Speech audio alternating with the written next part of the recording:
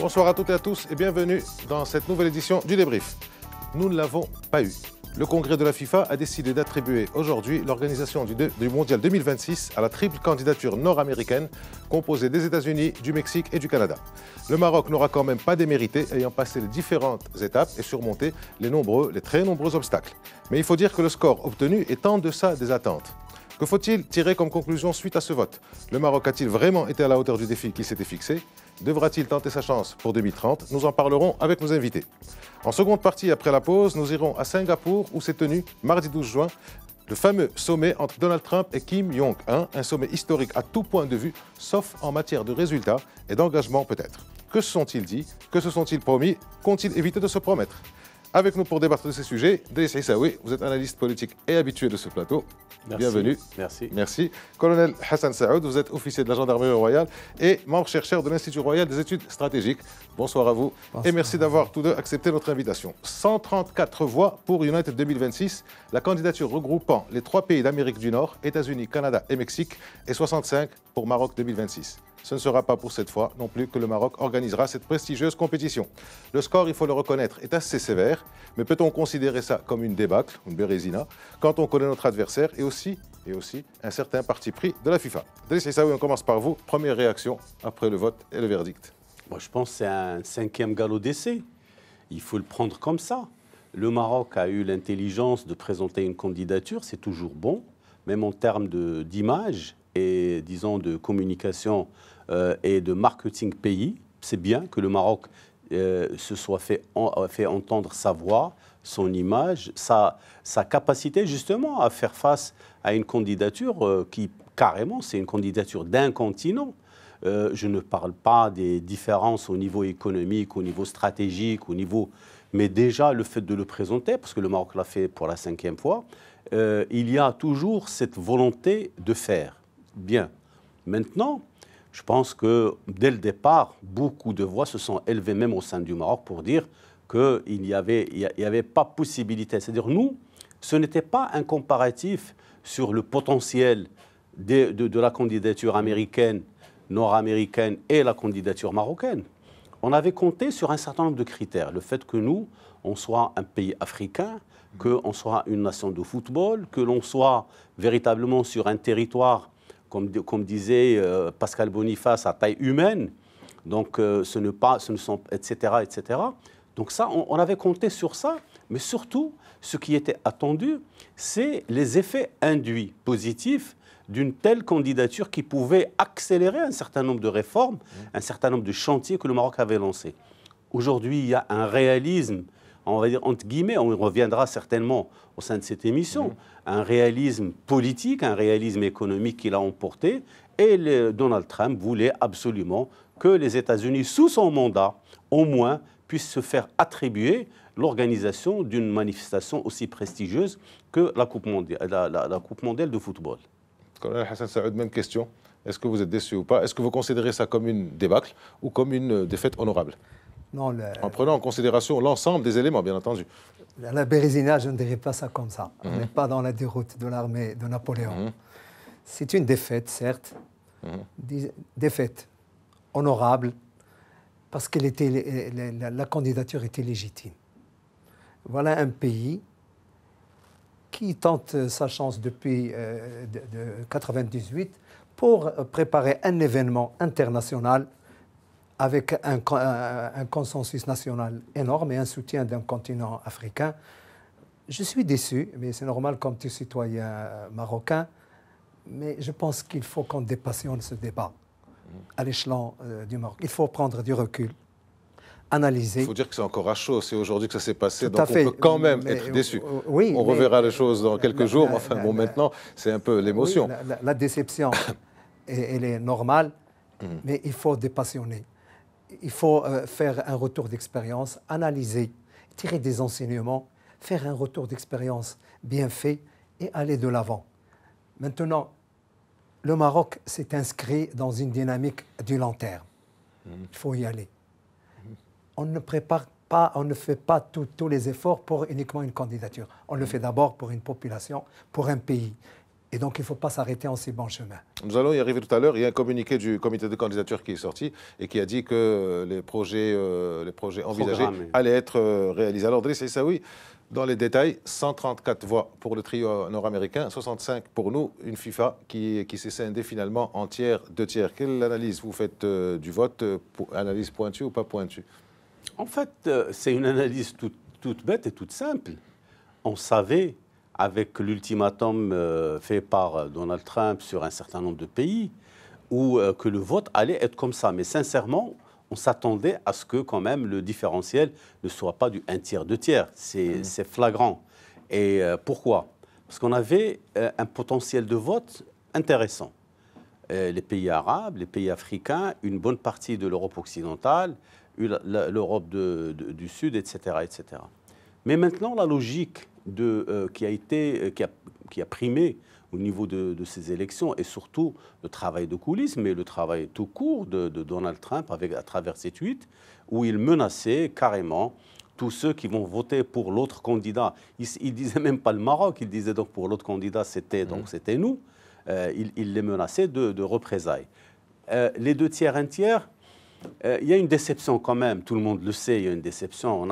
On aurait aimé que certains pays, et on les comprend dans leurs difficultés, dans leur situation, qu'ils auraient pu au moins s'abstenir, comme l'ont fait certains pays. L'abstention est un vote positif pour le Maroc. Ils ne l'ont pas fait. Moi, je parle ici de l'Arabie Saoudite. Voilà. Mais plus grave chez l'Arabie Saoudite, et là, tout le monde le sait, je ne dis rien, je ne révèle rien du tout. Les commentaires sur les réseaux sociaux, sur les journaux, sur les commentateurs ont soulevé pourquoi l'Arabie Saoudite s'est-elle, entourée de tout ce zèle, pour aller prêcher au niveau du continent asiatique et convaincre un certain nombre de ses alliés. On sait qu'elle a de l'influence dans la région et elle a pu le faire. Alors, puisque vous parlez de l'Arabie Saoudite qui s'est mobilisée contre la candidature marocaine, un petit mot quand même aussi sur la France qui s'est mobilisée pour la candidature marocaine. Absolument. La France, il y a un certain nombre de pays européens qui ont été très clairs. Ils l'ont annoncé et je pense qu'ils ont fait un vote de principe. Parce que la France, il y a toujours une tendance gaulliste importante. Quand on dit gaulliste, c'est-à-dire nationaliste par opposition à l'expansion américaine. Et je pense que Macron a été très clair sur cette affaire. Les affaires étrangères françaises aussi se sont mobilisées dans ce sens. On les salue et on les remercie aussi pour leur soutien. Alors, vous êtes membre de l'Institut royal des études stratégiques. Dans géostratégie, il y a stratégie. Est-ce qu'il y a eu de la géopolitique, de la géostratégie dans ce vote? Comment vous pouvez expliquer ça en matière de pays arabes, comme le disait Driss Aissaoui, pays africains, pays européens? Vous me permettrez d'abord de vous dire que nous étions des outsiders. Le Maroc était un outsider et donc il n'avait pas d'aspiration beaucoup plus que ses possibilités. On dirait même un faire-valoir, pratiquement. Voilà. Je n'irai pas jusque-là, faire-valoir, non, outsider peut-être. Mais vous aviez une troïka, c'est quand même des pays près, et puis vous avez un pays africain qui légitimement aspire à un devenir. Voilà ce que je voulais dire. Excusez-moi, je vous interromps, mais une troïka avec des relations très grinçantes, on va dire, entre eux. Vous savez, la géopolitique n'est pas une science exacte. Allons-y. Comme vous l'avez dit, la géopolitique n'a jamais été loin de l'instance internationale du football, des Jeux Olympiques, il faut le dire. Et la géopolitique, comme l'a expliqué Sidris, c'est pas d'ennemis éternels, pas d'amis éternels, uniquement des intérêts changeants. Et puis, en politique et en géopolitique, je mettrais ça entre guillemets, la trahison est une question de temps. Donc, les gens changent, sauf quand la géopolitique devient machiavélique, alors là, elle atteint une ligne rouge, parce qu'elle va au-delà de l'éthique, de la morale. Et en l'espèce, il y a des pays qui ont fait des gestes inamicaux, compréhensible géopolitiquement. Il y a des intérêts, il y a la pression américaine. Vous savez, les Américains, ils ont une posture de manipulation, lobbying extraordinaire. Ils appellent ça le maïs.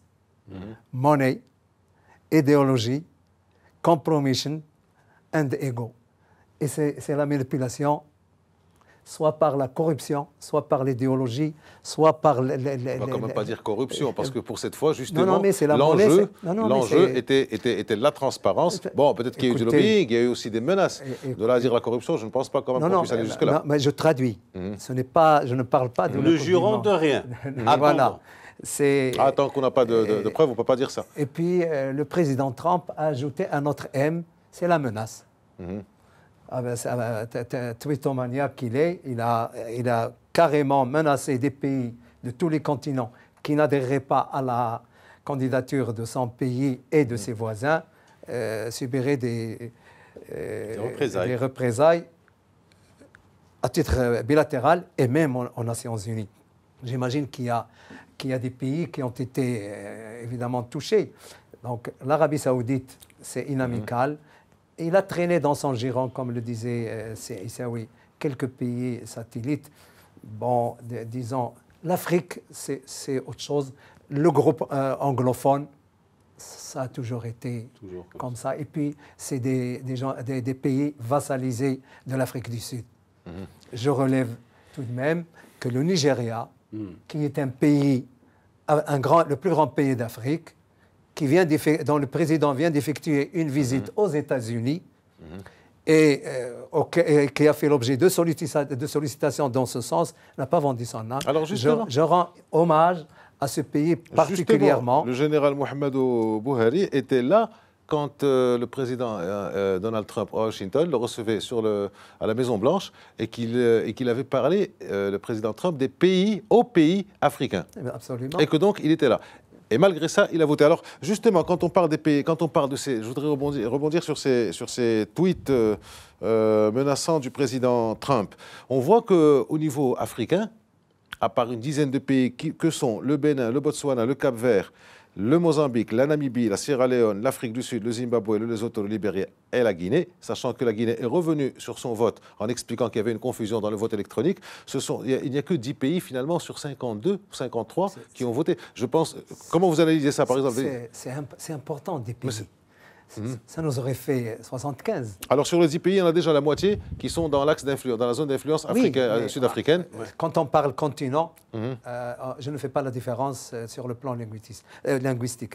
Des pays, c'est 75. Nous, on tablait sur une réduction de la disparité concernant les scores. La Gambie aussi, et c'est incompréhensible quand même, la Gambie, pour aller dans ce giron-là. Mais qu'est-ce que vous voulez?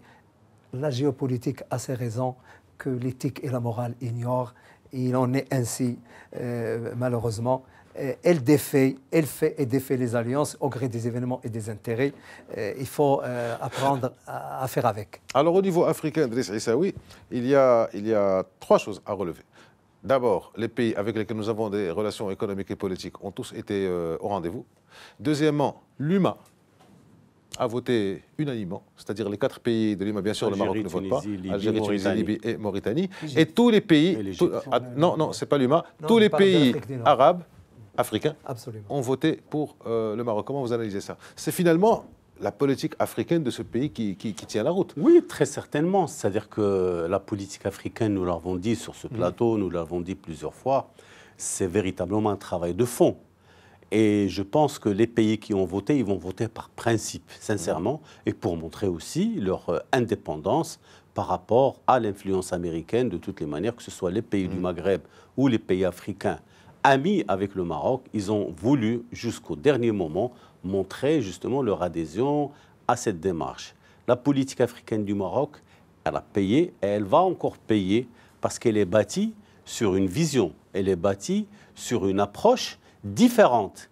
Et d'ailleurs, si vous vous rappelez les discours du roi Mohamed VI à différentes occasions, où l'on sent véritablement des relents de leaders du tiers-monde qui veut décrier la mainmise de l'Occident, la mainmise et le fait de vouloir se défaire de relations coloniales et essayer de se prendre en main et se dire que l'Afrique n'a besoin que de l'Afrique. Ça, c'est un discours qui porte. C'est un discours qui porte maintenant, alors que l'Afrique, elle est au seuil d'une phase de croissance extraordinaire, de développement au niveau des investissements et au niveau aussi, parce qu'en fait, au niveau même politique.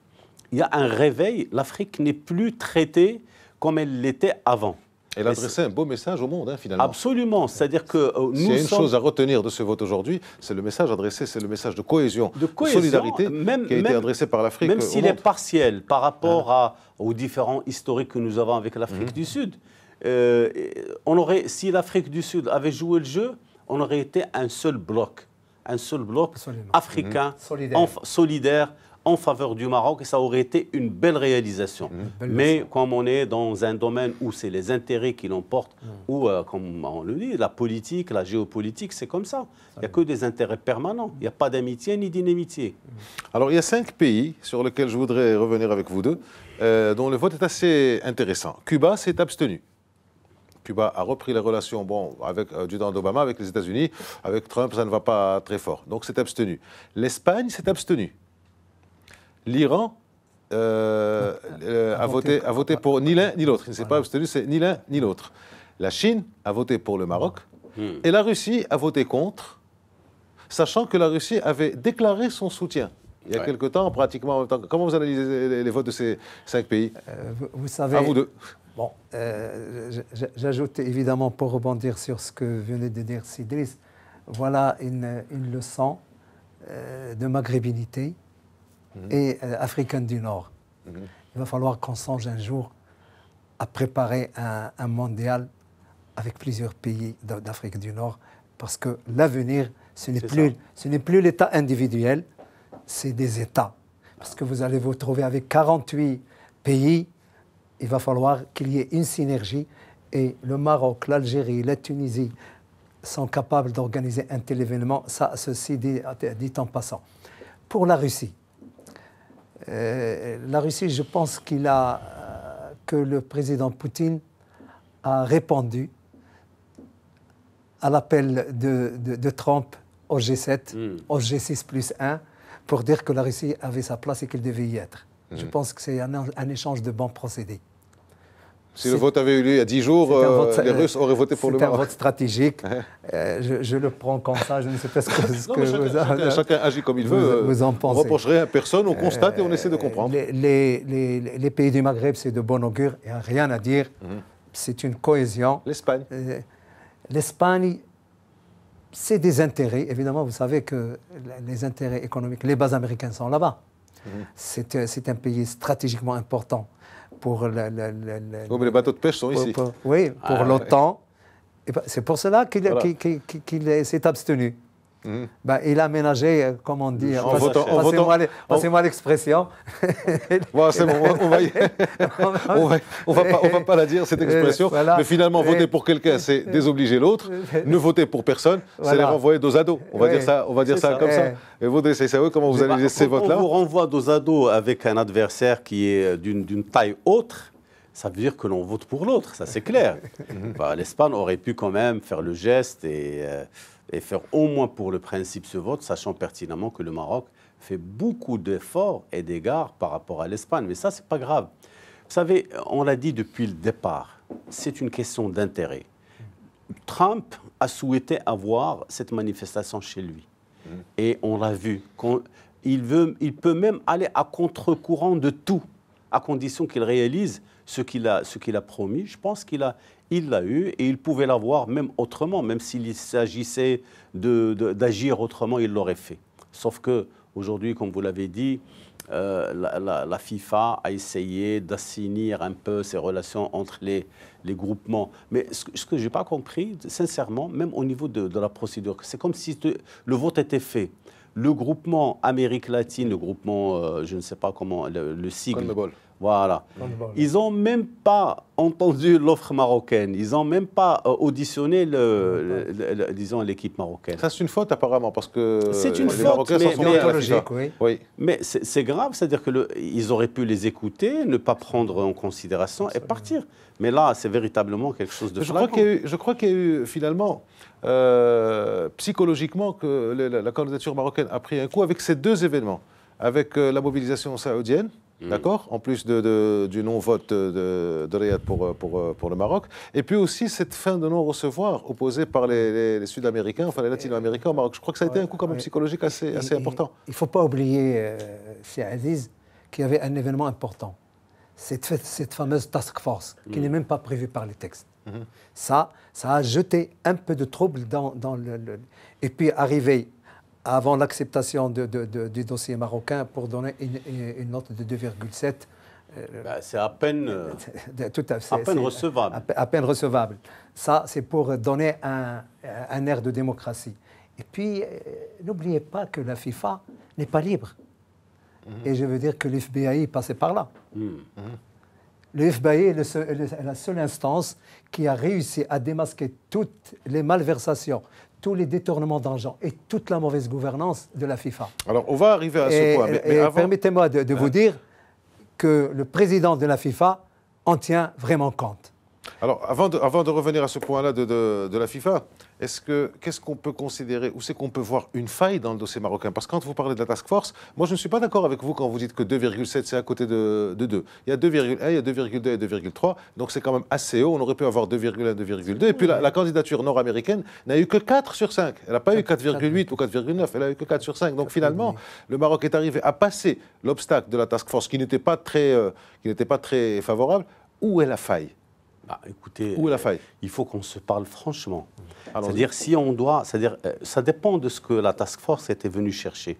Si elle était venue chercher, est-ce qu'il y a un potentiel, où il y a de la logistique prête justement à accueillir, ou les intentions de se doter d'infrastructures idoines, c'est peut-être ça.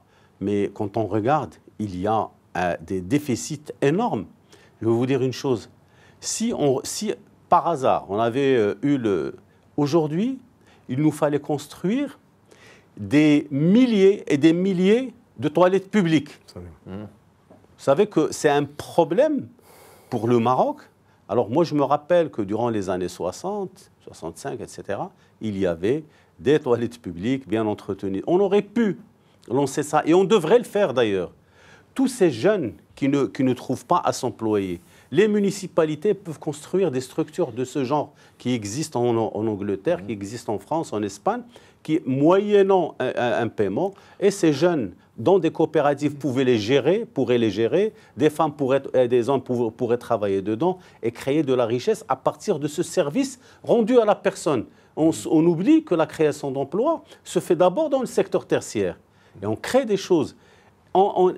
Alors, quand on parlera d'autres choses, vous avez les trains, peut-être qu'on aura le TGV d'ici là, on aura doublé les capacités des trains, mais ça reste quand même la restauration. Le problème de la qualité des ressources humaines au niveau du secteur touristique, elle est avoisinante. C'est-à-dire quand on regarde les commentaires, on a des failles extrêmement graves. Le système de santé, est-ce qu'on a ce qu'il faut? Est-ce qu'on a développé?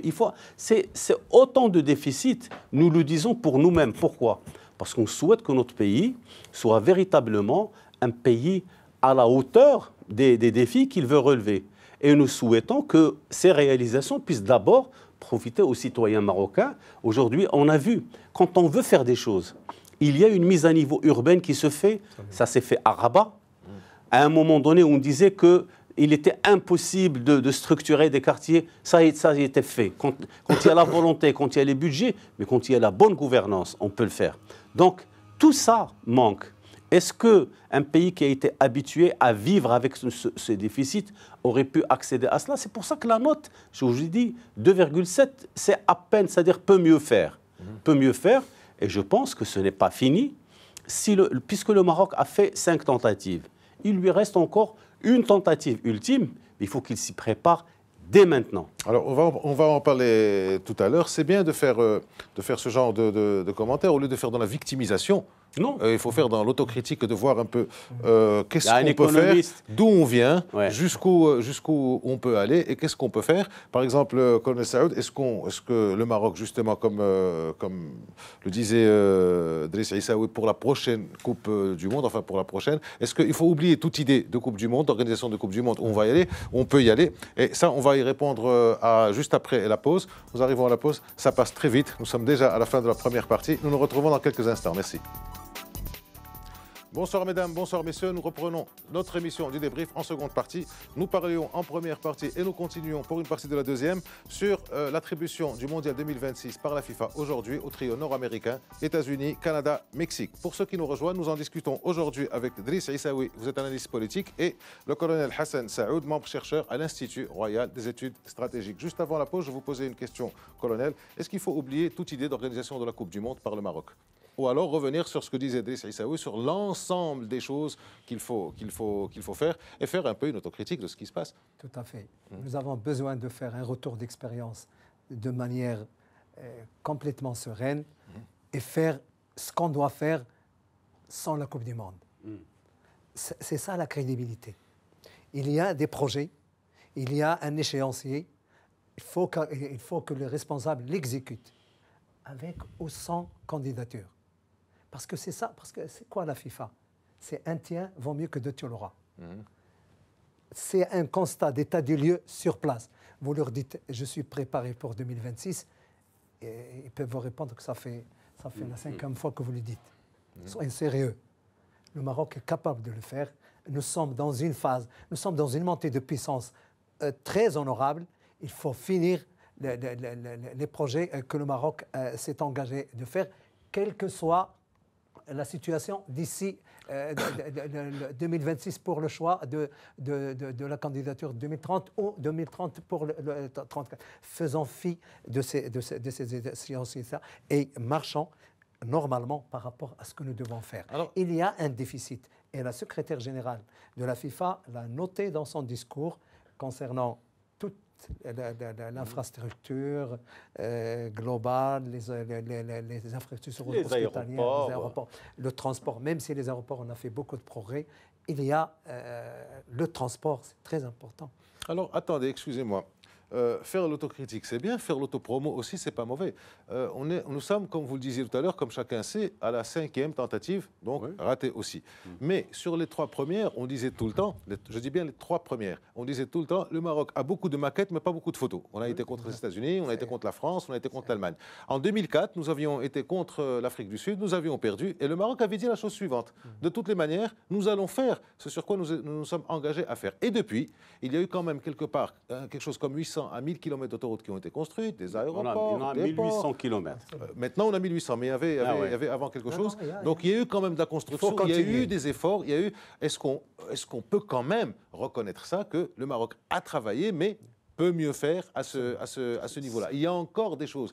Mais disons que le travail... Alors, je le disais tout à l'heure en première partie, le communiqué qui est sorti a dit, du comité de candidature, après avoir félicité l'autre candidature, etc., enfin les convenances habituelles, a dit les projets que nous avons présentés seront réalisés. C'est un engagement qui doit être pris par le gouvernement actuel, d'abord, pour ce qui lui reste dans son mandat, et que cet engagement doit être enregistré, consigné au niveau du Parlement aussi, qu'il y ait de la surveillance de ces engagements. On ne peut pas dire les choses en l'air. En fait, qu'est-ce qu'on dit? Ça fait 2 milliards de dollars par an d'investissement, c'est ce qui était prévu. C'est à peu près 2 milliards de dollars par an, c'est-à-dire à peu près un peu moins de 2% du PIB. Quand on a la vision, quand on a la volonté politique de le faire, l'argent n'a jamais posé problème.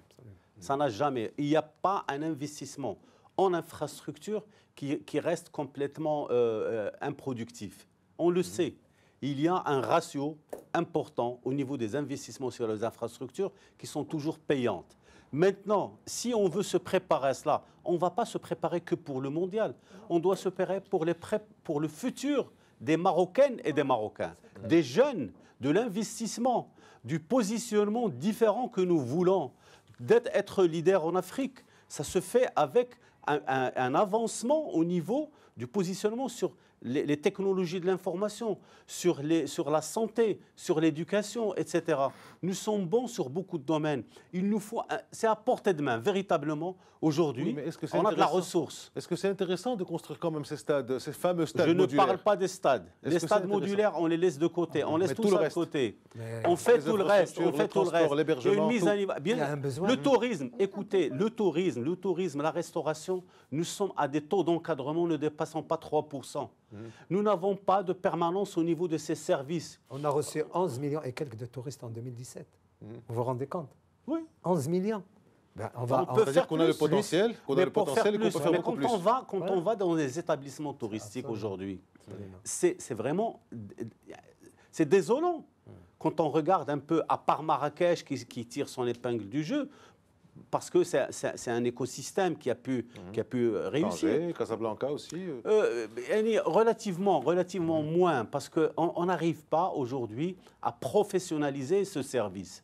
C'est un service de haute qualité. Il faut le professionnaliser, il faut le pérenniser. Le produit Maroc est un bon produit. Mais maintenant, il n'est pas bien servi par ceux qui le gèrent. Il y a des logiques qui sont complètement antagoniques avec la volonté du gouvernement, de développer. des collectivités locales. Non, je parle maintenant des opérateurs. Tous les acteurs. Je parle de la politique touristique qui a été vacillante depuis toujours. On n'a jamais pu garder un cap, sauf celle de dire on va faire disons des projections quantitatives, sans faire suivre derrière tout le travail qui doit être fait. Et ça, on l'a vu. Il faut dire des choses comme ça. Le secteur privé aussi doit s'investir. Mais l'engagement de continuer tout cela, c'est un comité ad hoc le comité pour la candidature, il va partir. Une task force aussi. Donc ils vont partir. Maintenant, c'est un engagement de l'État marocain à travers le gouvernement, l'exécutif et le législatif pour que ça devienne des objectifs à réaliser. Je vous l'ai dit tout à l'heure, c'est à portée de main. On peut le faire. Et on a de belles réalisations. Il faut y aller. Vous voulez ajouter quelque chose? Je n'ai absolument rien à ajouter. Vous savez, nous sommes maintenant les recordman de la persévérance en termes de candidature. Il n'y a pas de raison à ce qu'on s'arrête en si bon chemin. Persévérance n'est pas toujours diabolique. Alors, au niveau de l'opinion publique, là, on a constaté plusieurs phases. Donc la première phase, quand ça a été annoncé, quand Sa Majesté a nommé Moulay Hafid El-Alami à la tête du comité de candidature. C'était de bon augure. Hein, c'était de bon augure. Et puis, progressivement, on a senti une désaffection de l'opinion publique en disant que bon, nous ne sommes pas capables, est-ce que nous avons vraiment besoin, Et puis il y a eu ce 1er juin, quand le rapport de la task force est sorti, là il y a eu un élan extraordinaire, et ça on le voit sur les réseaux, dans la discussion, dans les salons, dans les cafés, on y a cru.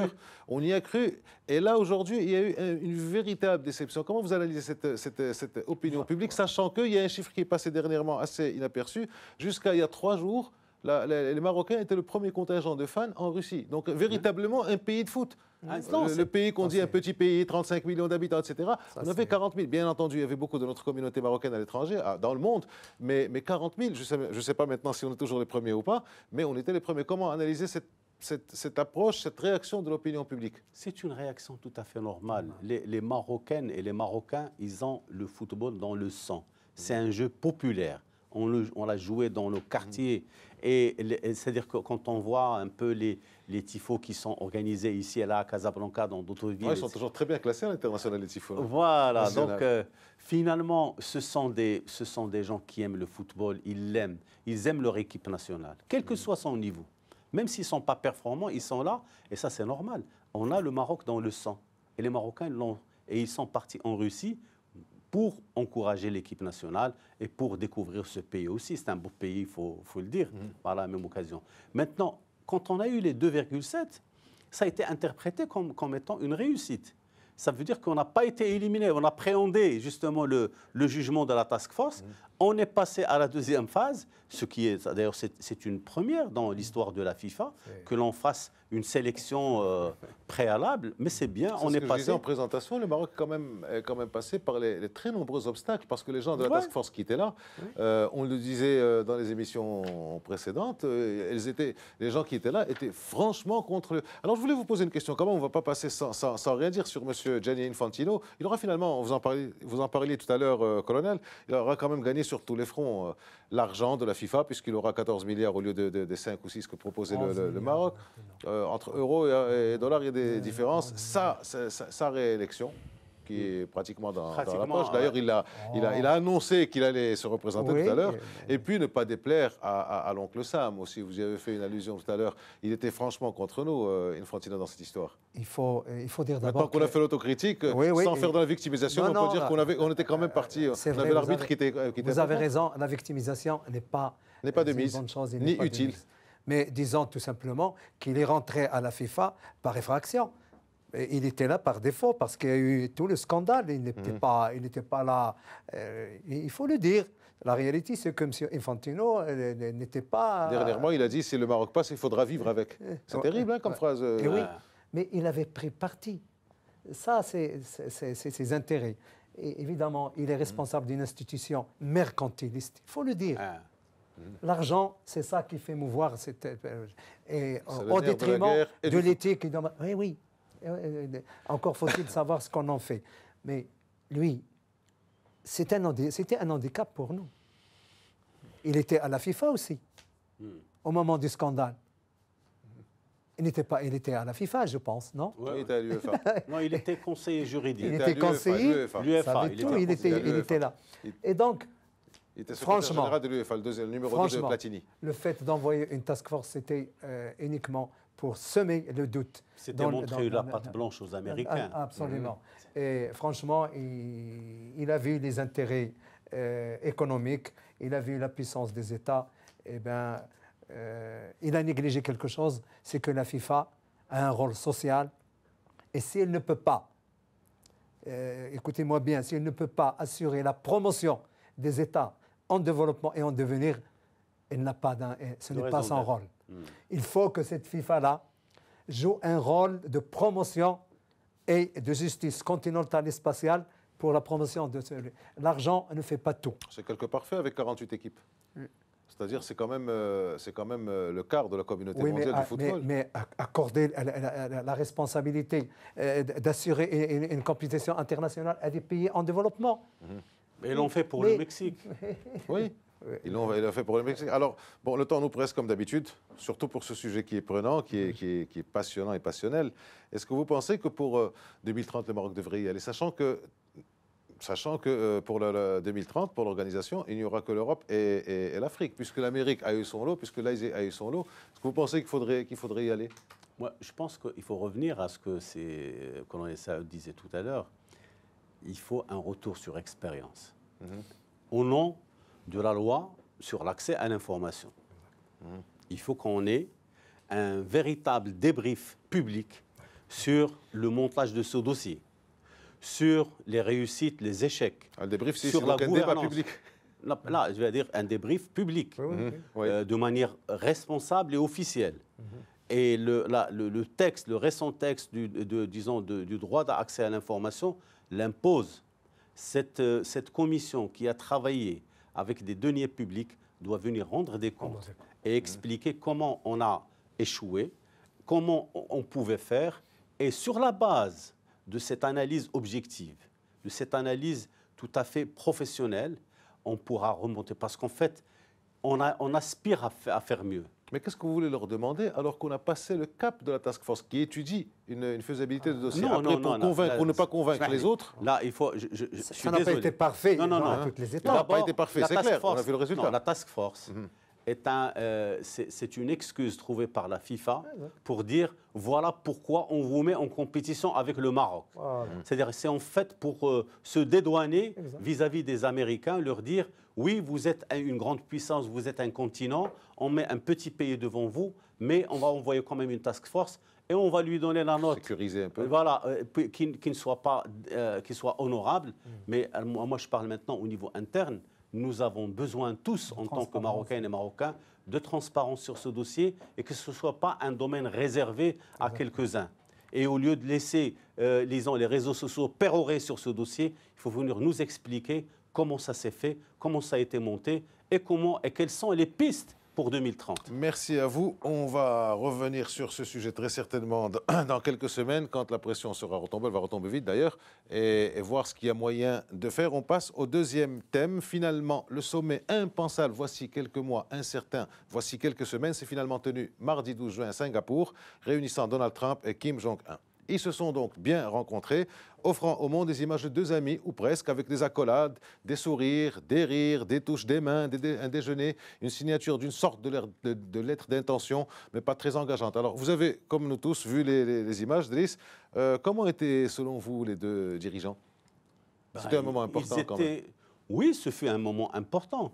Mais maintenant, ça montre le vrai visage de la politique et des relations internationales. C'est le vrai visage. Hier, on s'insultait comme des chiffonniers, un de l'autre, Rocketman, et l'autre qui disait « moi je vais le bombarder », etc. Mais il y a quand même une réalité à souligner, c'est que la Corée du Nord, qui a tout misé sur l'anti-américanisme, en montant un arsenal nucléaire juste pour faire peur aux États-Unis, je pense que Kim Jong-un a réussi sa mission. A réussi sa mission et il a pu justement faire agenouiller Trump et le ramener sur un terrain qu'il ne voulait pas. Le pays qui les a accueillis est un pays modèle, il faut le rappeler. C'est un pays qui a su se développer, qui a su développer une très belle gouvernance, qui a su lutter contre la corruption, etc. Ce n'est pas fortuit que ce soit fait là. Pourquoi ça a été fait là, d'après vous? Comment? Pourquoi ça a été fait là, d'après vous? Je pense que c'était le meilleur réceptacle. Le meilleur réceptacle, d'abord, on restait dans le continent asiatique. Deuxièmement, on est sur un pays qui a un modèle ni américain ni asiatique, il est entre les deux, mais c'est aussi une belle expérience de démocratie qui réussit au niveau d'un pays comme celui de Singapour et qui donne des leçons de transparence au monde entier. Là, il faut aussi, c'est le résultat également de la volonté de la Corée du Sud, qui en a marre de vivre sur la guerre froide, sur la menace de la Corée du Nord, et qui souhaite justement développer des partenariats et travailler de manière plus simple. Mais le revirement spectaculaire, c'est que c'est Donald Trump, je pense, cette fois-ci, il a écouté ses conseillers et il a pu suivre, même s'il y a chez lui des gens qui sont complètement contre tout cela. Le Conseil de la sécurité nationale, Bolton, est tout à fait contre, il est contre ce tout qui s'est cela. passé. Même Pompeo était un faucon. Mais il y a ceux qui souffrent le chaud et le froid à l'intérieur de cette histoire. Mais Donald Trump n'est pas un imbécile, c'est quelqu'un quand même qui sait ce qu'il fait. Tout ce qu'il a annoncé, il l'a fait. Cette fois-ci, je pense qu'il a fait un retour de situation spectaculaire. Et le fait qu'ils aient tenu cette réunion en face à face, et c'est vraiment historique. Alors finalement, colonel Saoud, il ne s'est pas passé grand-chose parce qu'il y avait cette fameuse phrase de l'exigence de dénucléarisation complète, vérifiable et irréversible. Ça n'a pas été dit. Est-ce que vous pensez qu'il y a une réelle détente ou alors que les deux hommes étaient finalement dans la com? Dans ce sommet-là, il y a deux volets. Il y a le volet forme. Sur la forme, c'est réussi. Le cliché, la photo, l'accolade. On avait l'impression qu'ils sont amis. Beaucoup de rigolades, beaucoup de rires, des touches. Mais qui eût dit ça? Quel est le dividende stratégique des uns et des autres? La Corée du Nord, c'était jusqu'à peu un État voyou, un État honni, un État qui est isolé dans le monde. Les Américains, c'est comme ça, ils appelaient ça l'axe du mal. C'était un État voyou. Eh oui, bon. Oui. Et puis, du jour au lendemain, après le leader chinois, c'est directement la première puissance mondiale. Vous vous rendez compte? Il était en mal de respectabilité. Il est là avec le dirigeant du plus grand pays du monde. C'est réussi. Maintenant, quand on voit le fond, la déclaration conjointe, est laconique. Elle est plutôt bilatérale. Nouvelle relation avec entre les États-Unis et la Corée du Nord, échange de prisonniers, échange de dépouilles. Finalement, c'est la seule chose concrète, c'est l'échange de dépouilles. Évidemment, une référence au nucléaire, à la dénucléarisation, sans dire comment. Il n'y a pas de protocole. Il n'y a pas de protocole, il n'y a rien du tout. Et on ne va pas démanteler ce qui a été fait depuis des années en 6 heures de discussion. Mais qu'est-ce qui s'est passé? C'est un round d'observation. C'est un round d'observation où on a échangé les bons procédés de gentillesse, où on a évité les invectives, on les a oubliés. Mais concrètement, ce pays-là, qui sait où est le nucléaire là-dedans? Et puis, pourquoi oublie-t-on des acteurs régionaux? La Chine, la Corée du Sud, le Japon. L'Iran, de l'autre côté. L'Iran. Pourquoi aussi parler du nucléaire et oublier le balistique? Mais la Corée du Sud, mais elle est intéressée, elle et le Japon, par les missiles balistiques de courte et de moyenne portée. Tout ça, on n'a pas. Et puis, les signataires de l'armistice, parce qu'on doit arriver à signer un accord de paix. Un accord de paix. Ils en sont encore à l'armistice, c'est-à-dire au cessez-le-feu. Absolument. Après 70 et donc, ans. les acteurs ont été oubliés dans les communiqués. Vous voyez? Et puis, comment faire? Il y a beaucoup d'experts, les plus optimistes, pensent que tout se passe bien. Si tout se passait bien, on n'aura pas réglé ça avant 2030. Finalement, bon, vous savez, ça fait 70 ans qu'on attend, on peut encore attendre 10 ans. Oui. Mais finalement, il s'est passé quelque chose, ce qui est intéressant, c'est ce qui s'est dit en marge de cette réunion qui a duré 5 heures de copinage. Le grand est oral. Alors, ce qui s'est passé, c'est que en conférence de presse, Donald Trump, donc il s'est exprimé après, le Nord-Coréen est parti juste après chez lui, Donald Trump a donné une conférence où il a parlé de la fin des exercices militaires. C'est très important pour faire pendant à la promesse de dénucléarisation ou de volonté de dénucléariser l'île qui a été faite par... Les exercices militaires bilatéraux avec la Corée du Sud. Avec la Corée du Sud. Ça a répondu à la promesse de Kim Jong-un de dénucléariser, donc sa volonté de dénucléariser. Et puis, quelque chose qui passait un peu inaperçu, enfin on ne le savait pas, on l'a su à la conférence, c'est le fameux film.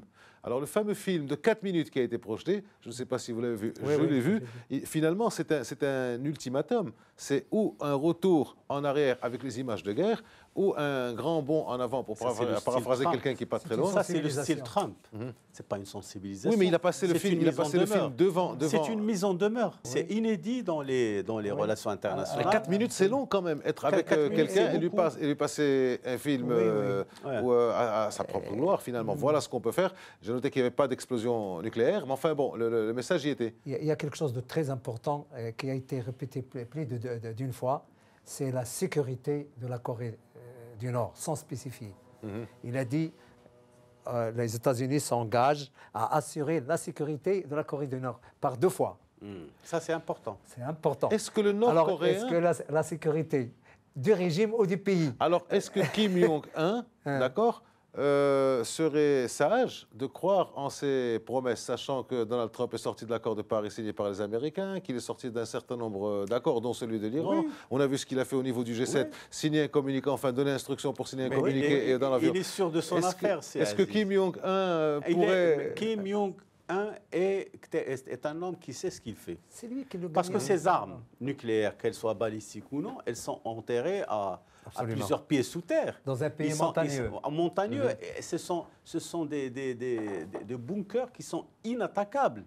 Alors, si jamais les États-Unis voulaient se retirer ou attaquer, ils sont prêts pour cela depuis 70 ans. Il y a son père qui avait commencé ça. Et c'est la planche de salut. Son grand-père. Son grand-père. Et tout le travail... Donc, tout le travail a été fait sur la longue durée. On n'a pas parlé de droits de l'homme, on n'a pas parlé de démocratie, on n'a parlé de rien du tout. Alors, s'il vous plaît, il nous reste très très peu de temps. Une question qui est assez importante, enfin, essayez de répondre assez succinctement. Si on en croit la logique des Américains, ils souhaitent une sorte de réunification de l'île. Or, au nord, il y a un régime communiste et dynastique. Est-ce que vous pensez que Kim Jong-un accepterait de quitter le pouvoir alors qu'il ne sait rien faire d'autre qu'être chef d'État, finalement? Il y a 2 lignes rouges dans ce que vous venez de dire. Il y a la ligne rouge coréenne, qui est une dynastie, et puis il y a la ligne rouge chinoise. La Chine n'acceptera jamais d'être en confrontation avec les deux Corées. Une Corée unifiée et plus puissante. La Chine n'aimerait pas avoir les États-Unis pas loin. C'est ça, à travers les deux Corées. Voilà. À travers les deux Corées. Et puis, on n'a pas parlé de l'armement. La Corée du Nord a un armement conventionnel immense. On n'en a pas parlé. Il y a plusieurs milliers de batteries d'artillerie qui sont sur la Corée du Sud. Moi, je vais dire quelque chose comme... Rapidement. C'est peut-être... Non, très rapidement. Le fait de dégoupiller la situation de tension avec la Corée du Nord, peut-être qu'en fait, Donald Trump voulait se débarrasser de ce problème pour aller s'occuper de l'Iran de manière frontale et directe. Merci messieurs, c'est fini pour aujourd'hui. Merci d'avoir été avec nous. Merci à vous de nous avoir accompagnés tout au long de cette émission. Nous vous donnons rendez-vous la semaine prochaine pour une nouvelle édition du débrief. D'ici là, restez avec nous sur Média 1 TV. L'information et le divertissement continuent en continu. Bonne soirée, merci et à la semaine prochaine. Et en attendant, bonne fête et Eid Mubarak Karim.